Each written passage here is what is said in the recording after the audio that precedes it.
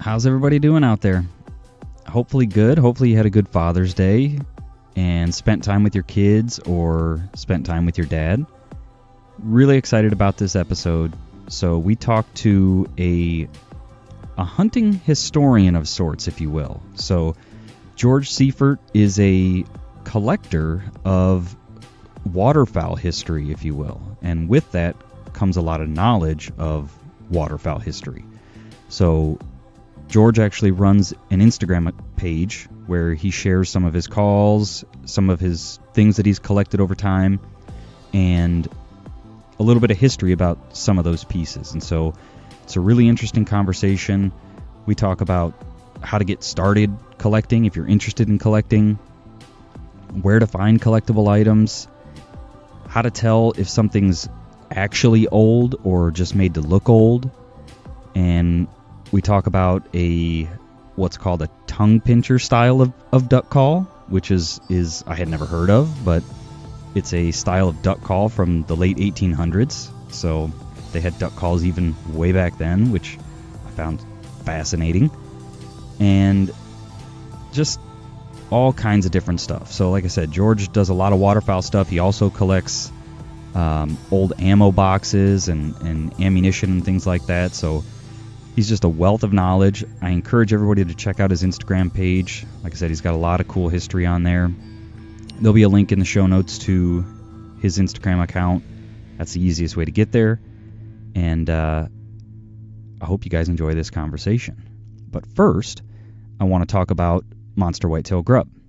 So as you guys know, Monster Whitetail Grub sponsors the Ohio Huntsman podcast, which helps us continue to bring you guys episodes every week.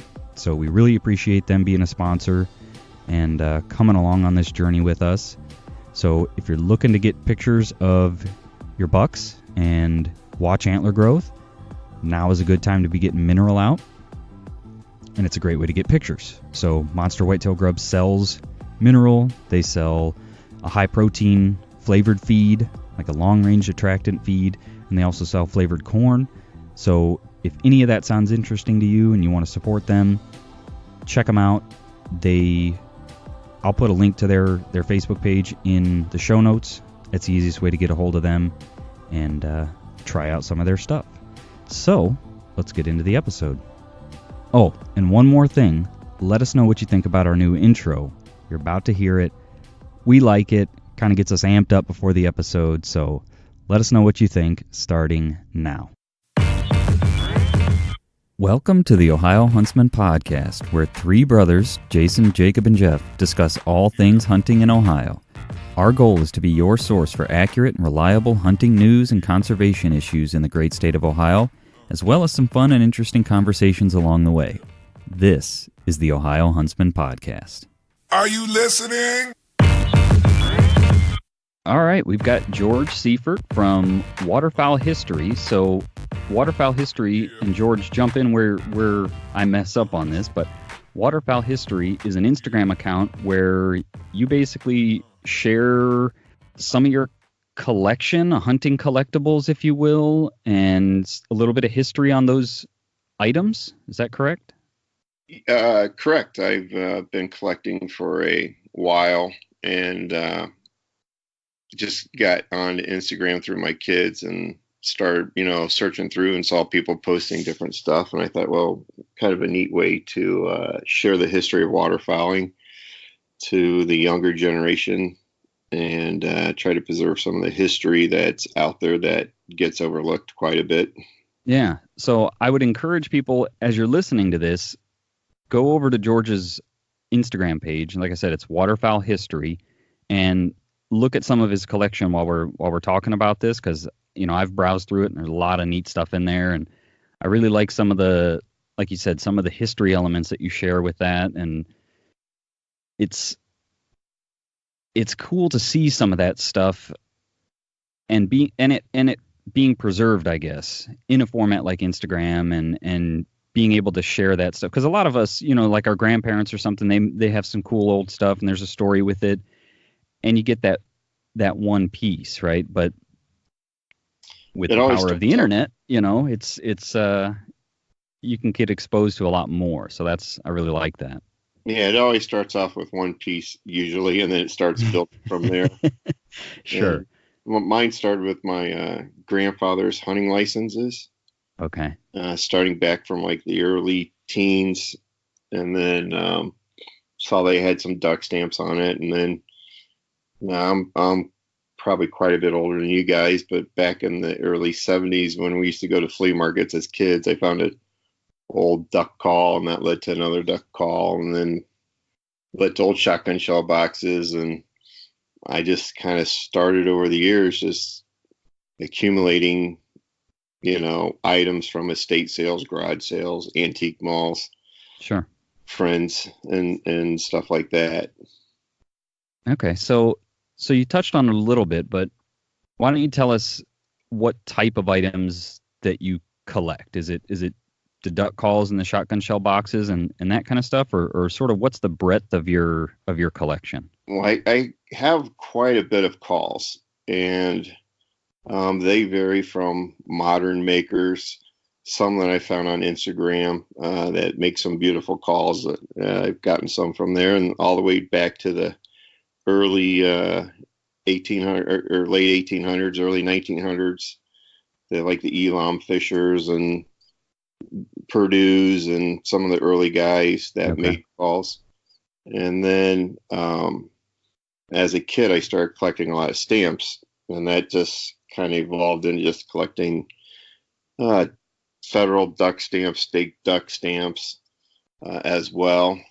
And then um, when you collect, you end up kind of going off these offshoots usually.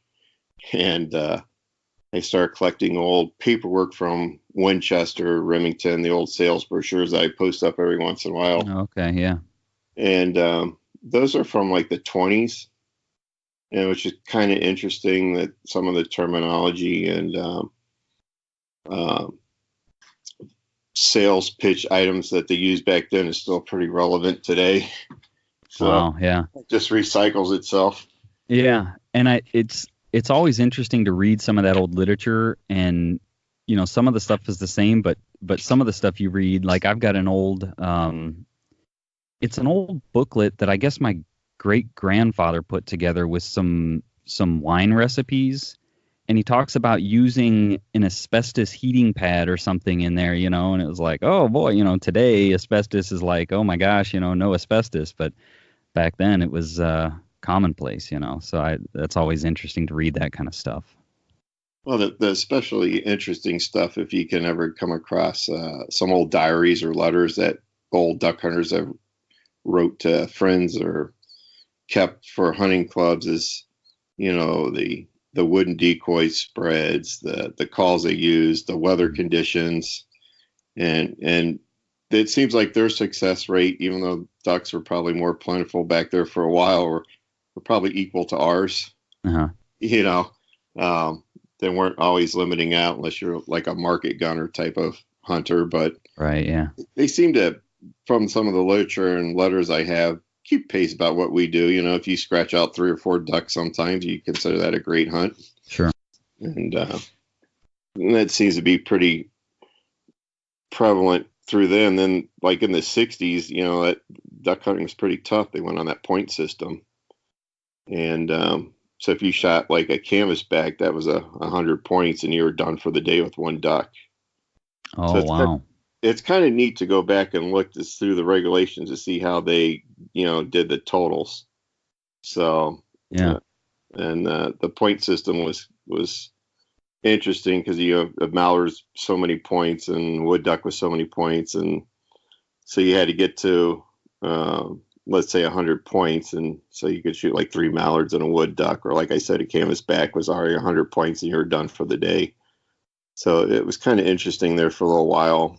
You had to use good math and good identification so you didn't overshoot. Yeah. Yeah. Boy, I could sure see how that would lead to some confusion and mistakes and things like that. Okay. So you talked about, you had something from your grandfather that was sort of your first thing, but where does I guess your passion for collecting, like where does that come from? Is that something that you guys do as a family, or just something that you picked up, or? Well, my dad collected antiques and insulators when I was growing up, and like I said, the flea markets back in the 70s were pretty big. At the drive-ins were pretty big deals. You'd go there, there'd be 75, 80 people, set up at a flea market. Okay. And that's usually them, instead of having a garage sale, would just go there at the drive-ins. And so I started finding some calls, not really knowing what I was doing back then. I was like 16, 17 years old. Find a call, that's cool, throw it in the collection. Find another call, that's neat. Or come across an old decoy or whatever.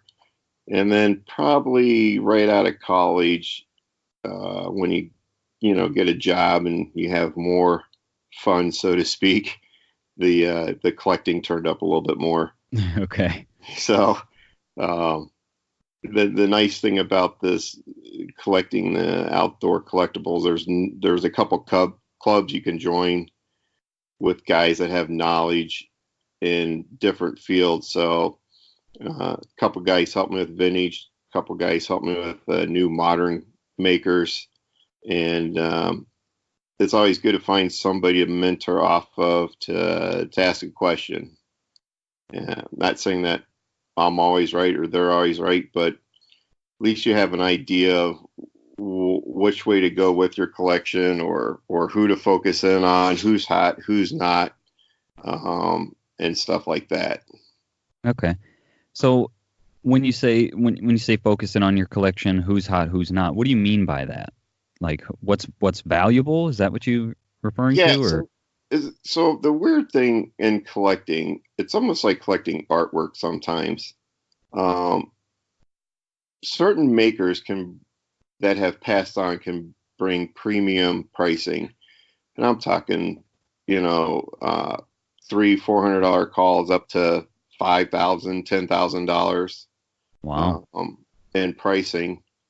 And an equivalent maker, for some reason, of that same time period could bring $25. And it's all on the name and record, the region he was making in. And I can't really explain why some of them are more collectible than others.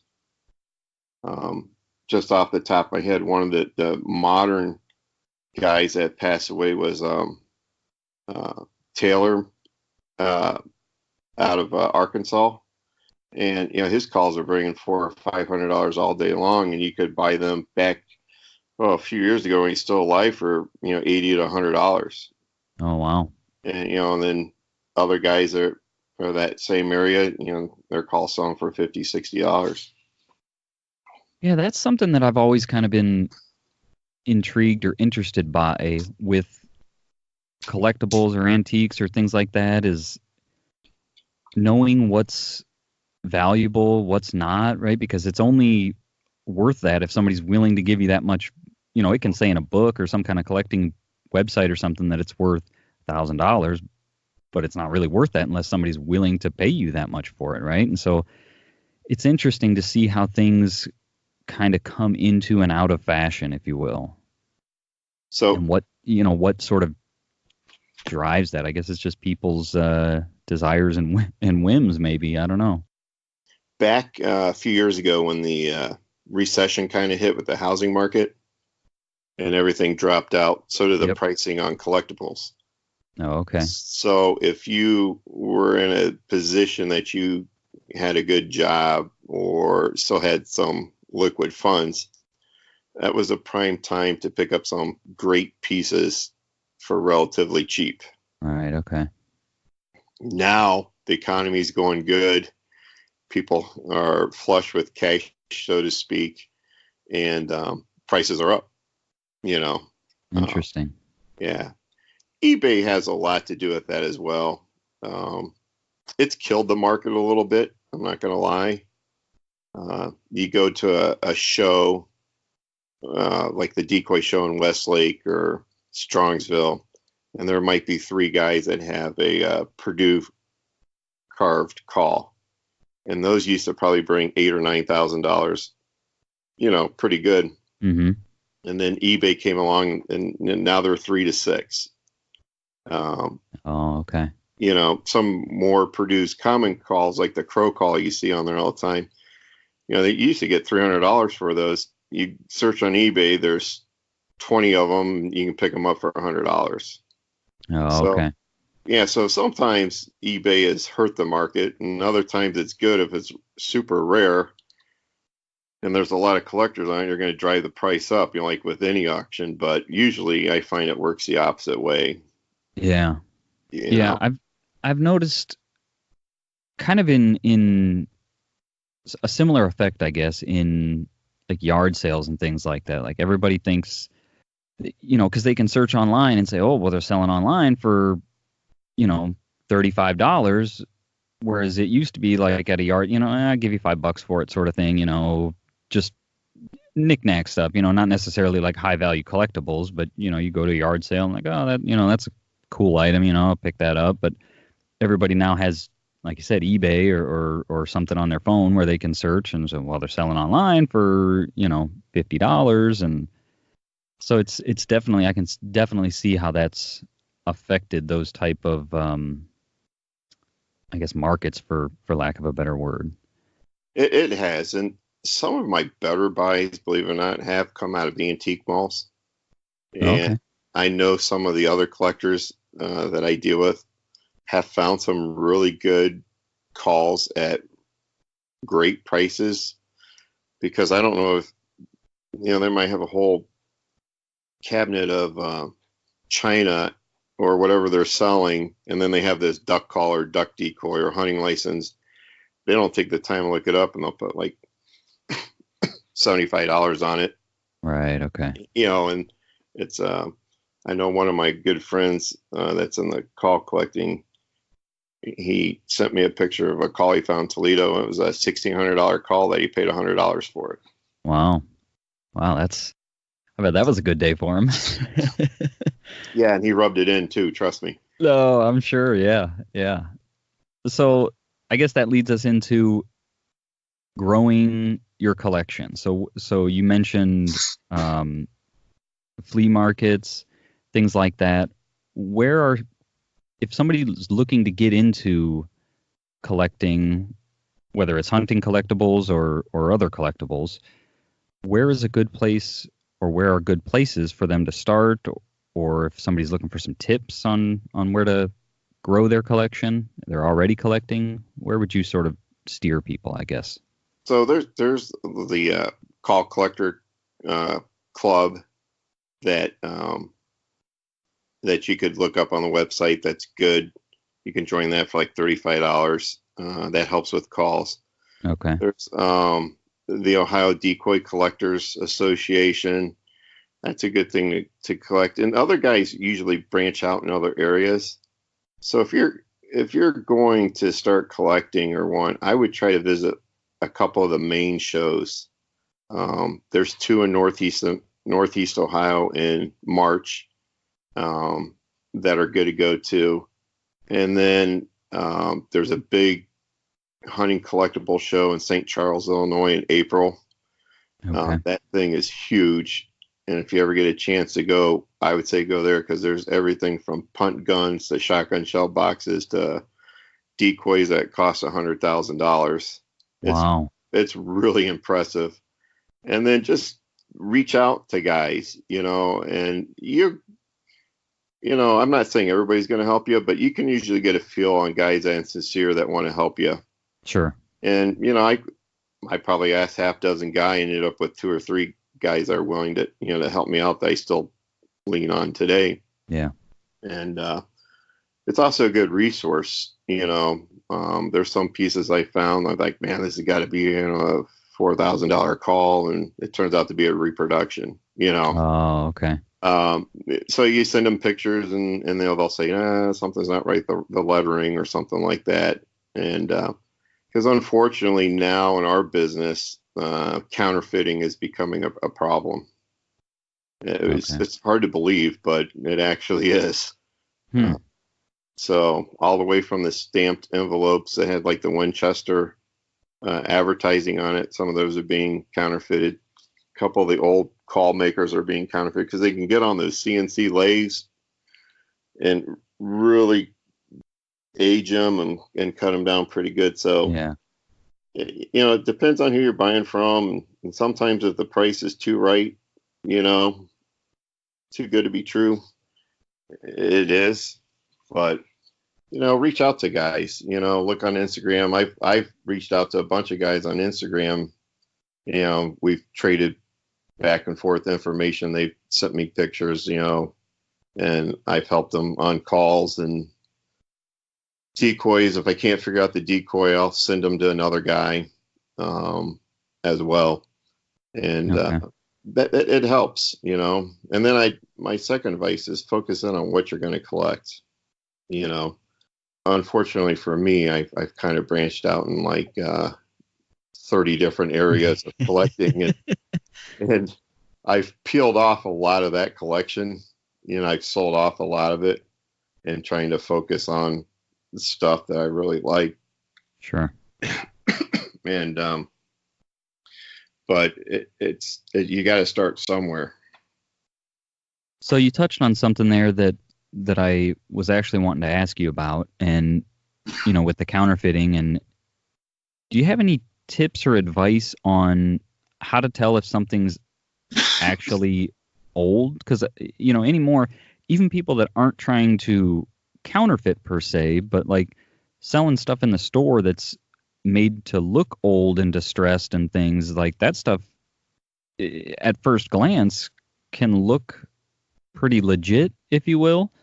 Do you have any tips on how to tell if something's actually old versus made to look old?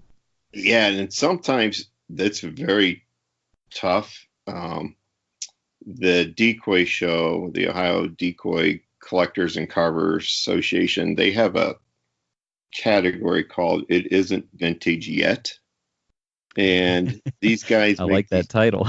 Yeah, and these guys, and that's the purpose of that category, is to make decoys that resemble another maker's decoy, and they get it down to the part where they have like rub marks on the top of the decoy heads from where guys used to throw them in the bags or in the boat or on the tail section or on the breast of the bird.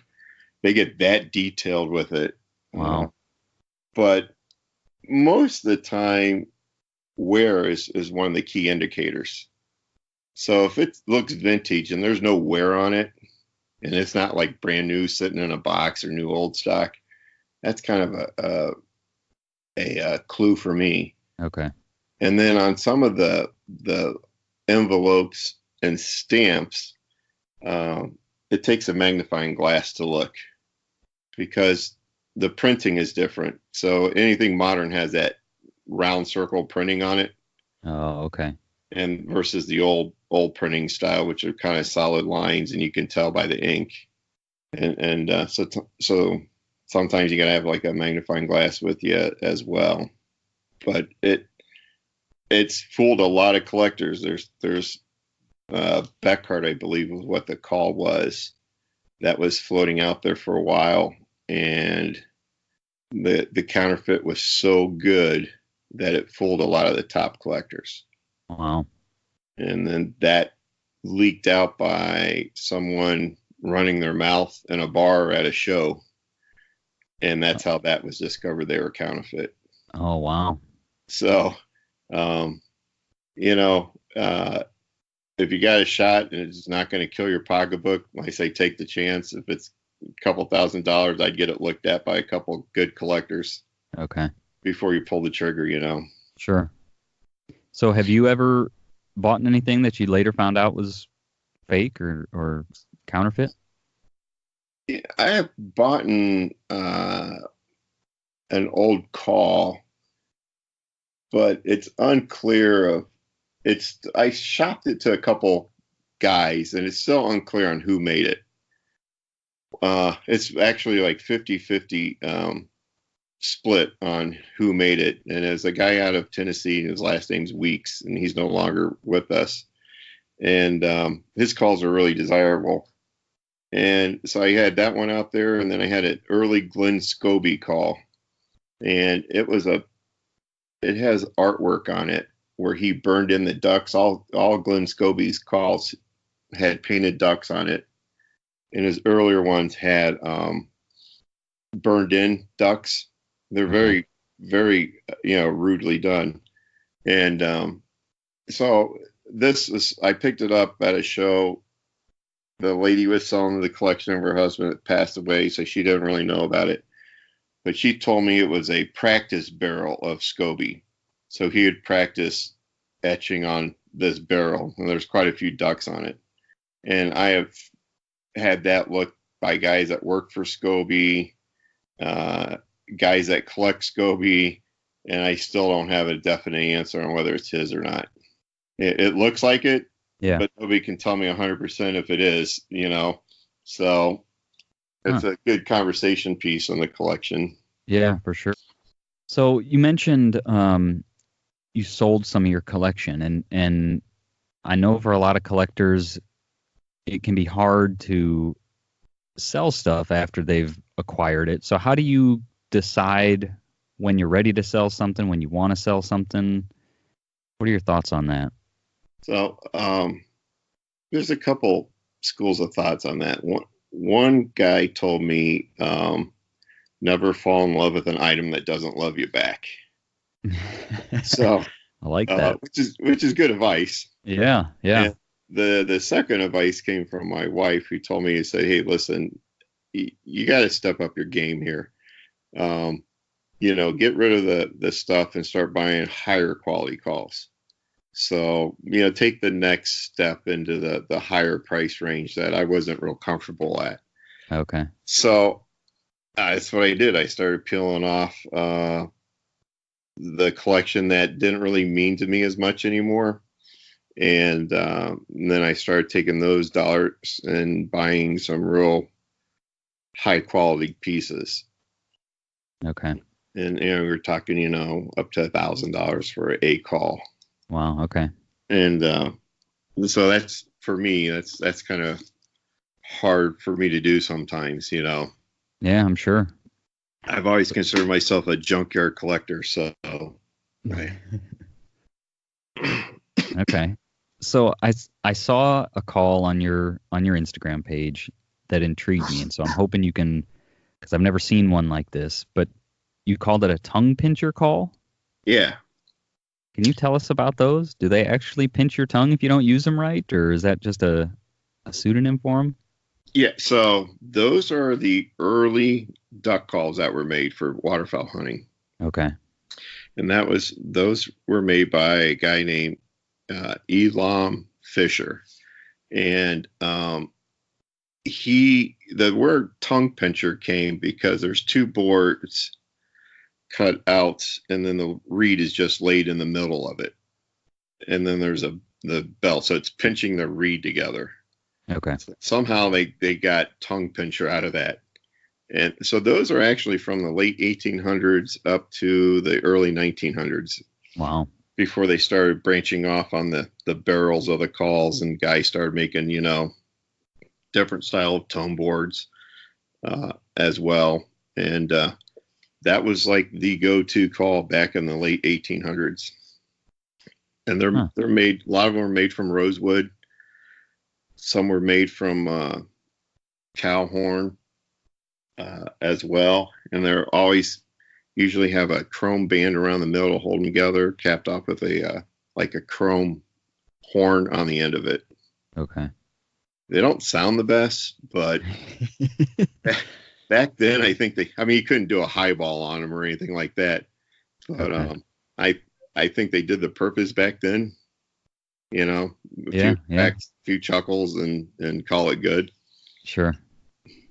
But yeah, there's another example of a call that, they would bring $125, $175 at the shows, and you can pick them up on eBay now, anywhere from $25 to $75. Oh, wow. It just really drove the pricing down. Yeah. They're a cool item to throw up on the shelf for conversation pieces as well. Sure. So tell us about, I'm sure you've got all different kinds of collecting stories. So I was hoping to tell us about an unexpected find where maybe you weren't going out looking for something, but, I don't know, maybe you're at somebody's house or something unexpected in your collecting history?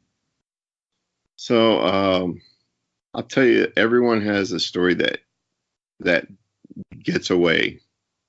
I'll share one with you that a guy that I know runs a local shop here, and he called me up and said, "Hey, I got a couple decoys in. They came from the East Coast." I'm like, "All right, I'll take a look at them."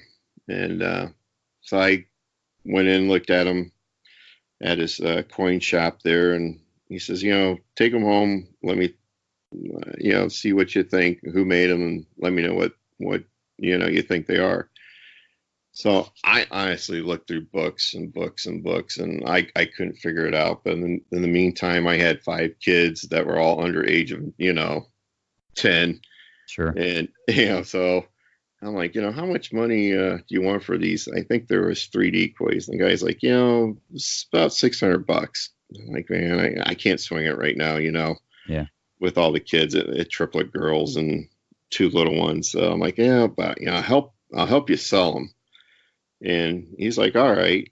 So I took him up to the decoy show, and the first decoy I sold it for $12,000.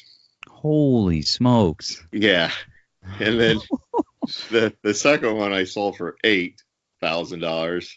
Wow. And then the other one I sold for close to $4,000. And so the kicker of it was, I called my wife. And I was like, "Hey, you have to come up to Strongsville, because those guys paid me all in cash." So wow. I had 20-some thousand dollars. I'm just giving her in a duffel bag. I'm like, take it home and all that. Yeah. So that's the story that got away. And probably one of my most unexpected finds was a call I picked up early in my career. It was made by Howard Harlan, who is the godfather of call collecting. He's written, a lot of the books and has a huge collection. And it was a call made by him. And I was at a tackle show, a swap meet for fishing tackle. Wasn't, just kind of like a small flea market. And the guy's like, "I want $100 for it." And in the box was the invoice for $125. I'm like, I didn't really know too much about Howard. Right.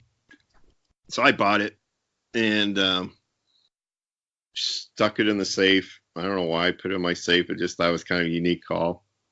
And then about 7-8 years ago, I was talking to one of the collectors out of the call collecting club, and he says, "Hey, I'm looking for Howard Harlan micarta call." I'm like, micarta? I've never even heard of that. And, what is it? It's made by Westinghouse. It was used in like a formica, and it ages like ivory, so it yellows with age. Okay. And I say, "Hey, I think I got one of those in my collection." He's like, "There's no way. He only made 25 of them." And I sent him a picture, and it was it. It was one of the 25 he made. Wow. And a guy offered me about $1,400 for it.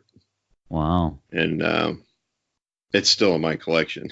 So yeah, I'm like, it's one of 25, and the box and the letter. So that one kind of holds a special place there. Yeah, I'm sure. Another quick story on a unique piece was, I was worked for a fire department for many years before I retired, and I was talking with the guy who was shooting fireworks, and he was a big antique dealer, and he said, "Hey, I bought this whole collection of stamp envelopes from World War II of the battleships. You mind coming over and take a look at it?" I'm like, "Yeah, I'll come over and take a look," because I collected stamps, and in there was the original artwork for Dead Shot Powder Company. Oh, wow. And I'm like, "What do you want for it?" And he's like, "What's it worth?" And I told him, I honestly do not know what it's worth. And so he's like, $200. I'm like, done.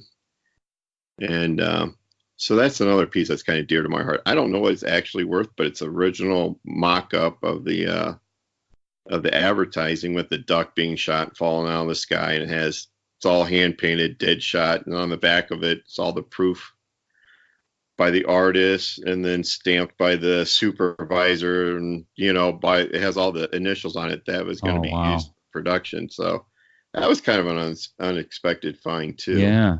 So wow. I tell everybody that collects, be open-minded. If you come across something that's not in your wheelhouse, but it looks like a good deal and it's unique, you got to grab it. Yeah. Yeah, that's good advice. Yeah. So, Jeff, did you have a question? Yeah. You talked about collecting old ammo boxes as well. What are the values on some of those? All right. So old ammo boxes go all over the place. There's Robin Hood ammunition that was made out of Cleveland, Ohio.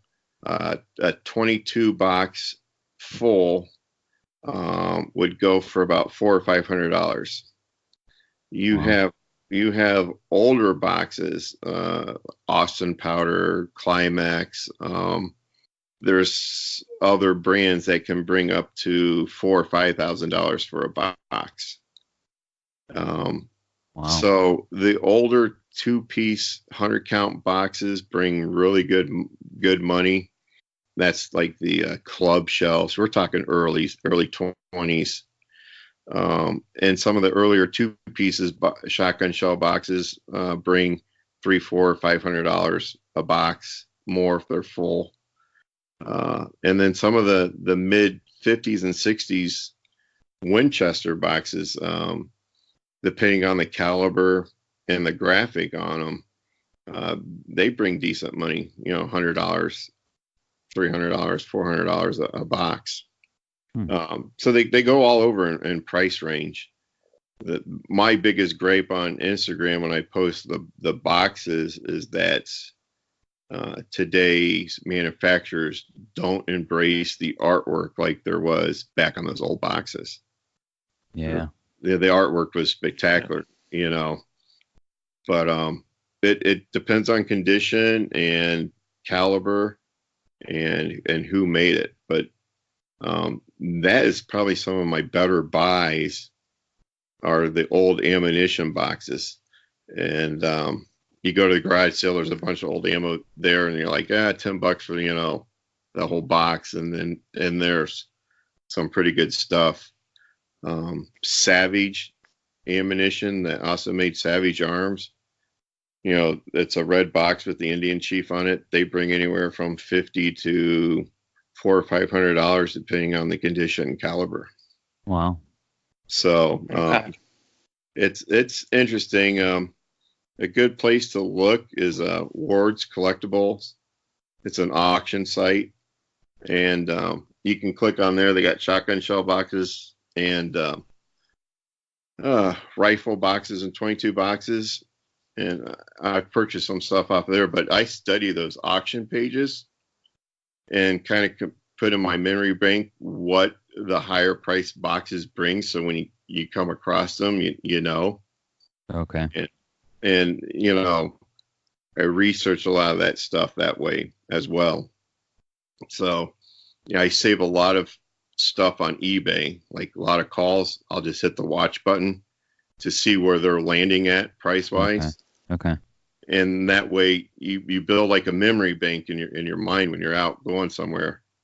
Instantly like, oh, that's a $300 box they got, $10 on. Yeah. Yeah.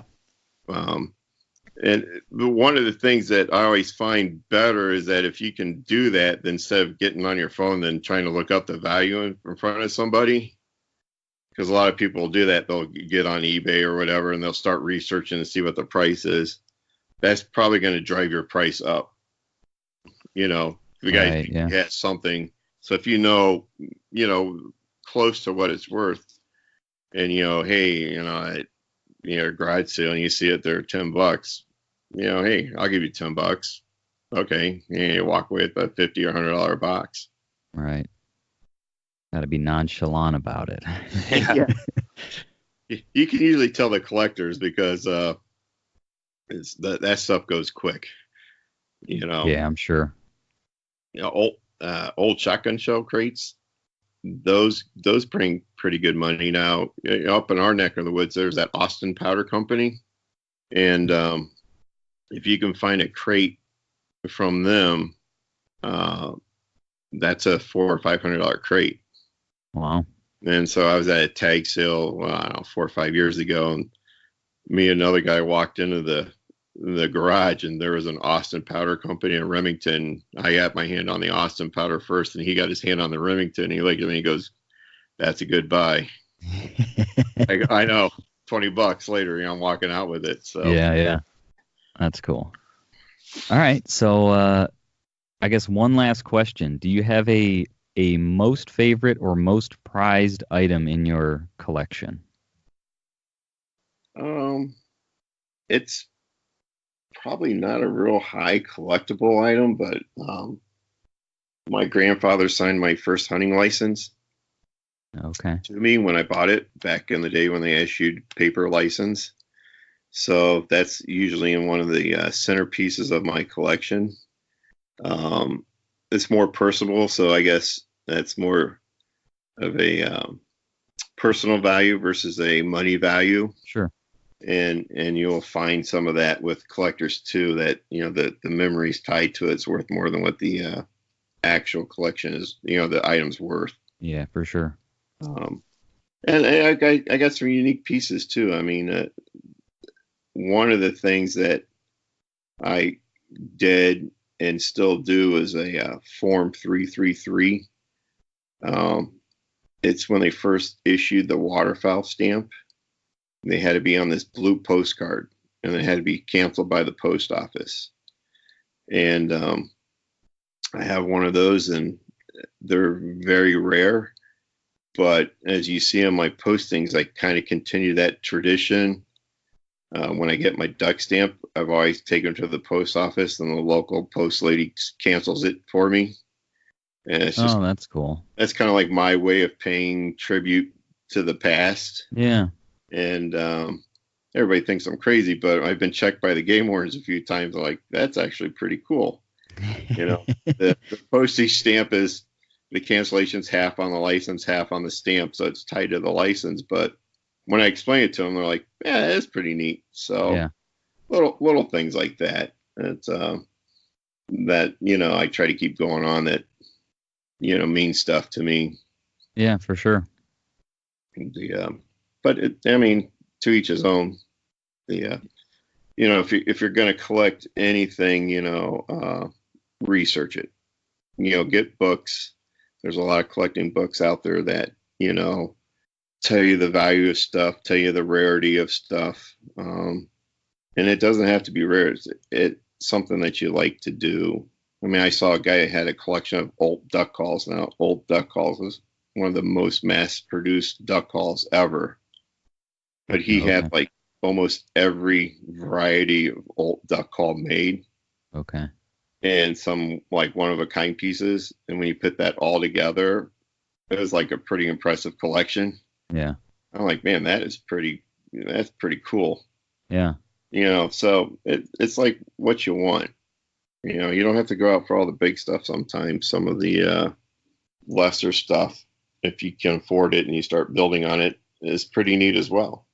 Yeah, that's I got this problem. My wife does not like knickknacks or clutter or things like that, so I've got to be very careful about what kind of stuff I bring home and where I put it. Because it stresses her out, I guess. I don't know. That's most wise. My wife does not like stuff around the house either. So most of it's designated to one section of the house. Sure. And then some of the nicer pieces, some of the nicer decoys she'll let me put up on the thing. But she's really the one driving me right now to sell off the lesser stuff and go for the quality. That isn't a lot made, and that's a hard thing for me to do. So. Yeah.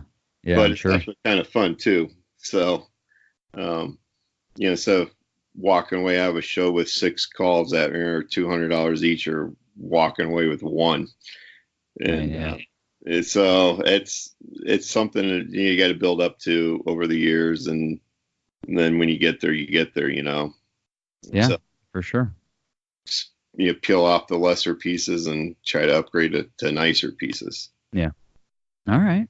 Is there anything else you wanted to touch on before we end it? Not really. I mean, for collecting of anything, I would just say that, do what you feel makes you happy, whether it's 5 pieces or 500 pieces, whether they're $20 calls or $2,000 calls, do what makes you happy. You're never going to be, I cannot keep pace with some of the guys that I know, that have collected some really nice stuff. I mean, they're up to the $2,500 to $10,000 call range. Wow. Yeah.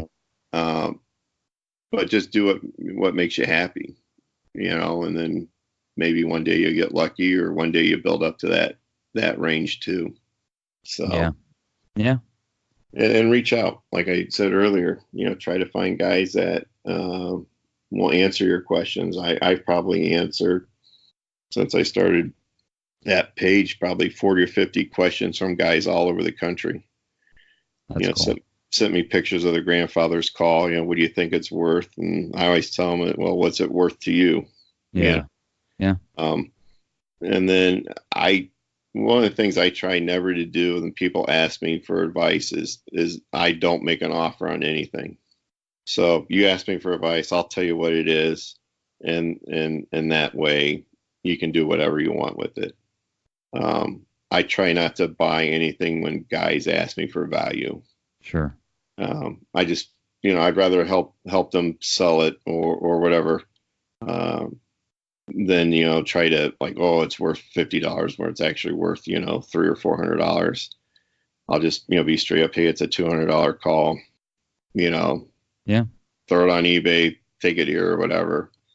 And then, but, most of the time guys are, kind of interested in more of the history of it, or, where it came from. I get a lot of those, hey, who made it and where did it come from? And sometimes it takes me a week to look it up and figure it out. And, I'll figure it out eventually, because I'll send that picture to 6 other guys. And, hey, it came out of Arkansas, 1930s. This is the maker, So it's kind of fun on the other end too, researching some of the items as well. Yeah, I'm sure. Well, for the listeners, if you have questions for George, or you want to see his page, like I said, it's Waterfowl History. We'll put a link to that in the show notes so that everybody can find it easily and check out your stuff. And George, I just want to thank you for taking time to jump on a call and talk to us. I appreciate it. Hey, no, I appreciate it. I really like your podcast as well. Awesome. Thank you.